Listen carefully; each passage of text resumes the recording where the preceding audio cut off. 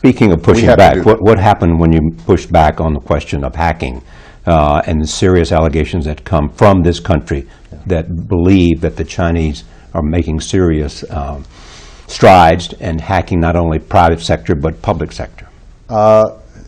We had a very blunt conversation about cybersecurity. Do they acknowledge it? You know, when you're having a conversation like this, I don't think you ever expect a Chinese leader to say, you know what, you're right, you caught us red-handed. You got me.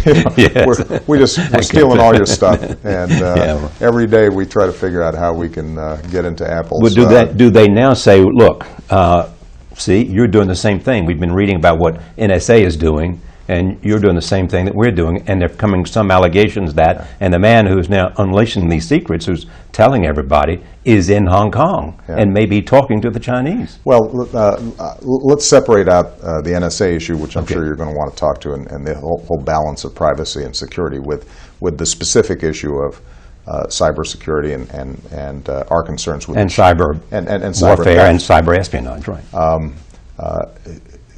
Every country in the world, large and small, engages in intelligence gathering. And that is an occasional source of tension, but it's generally practiced within bounds. There is a big difference between China wanting to figure out how can they find out what my talking points are when I'm meeting with the Japanese, which is standard fare, and we try to prevent them from penetrating that, and they try to get that information. There's a big difference between that and a hacker directly connected with the Chinese government or the Chinese military breaking into Apple's software systems to see if they can obtain the designs for the latest Apple product. That's theft, and we can't tolerate that. And so we've had very blunt conversations about this.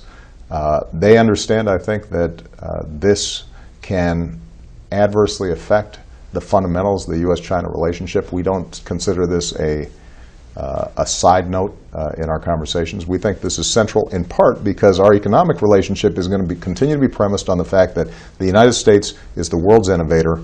We have the greatest R&D. We have the greatest entrepreneurial culture. Our value added is at the top of the value chain. And if countries like China are stealing that, that affects our long-term prosperity in a serious way. It is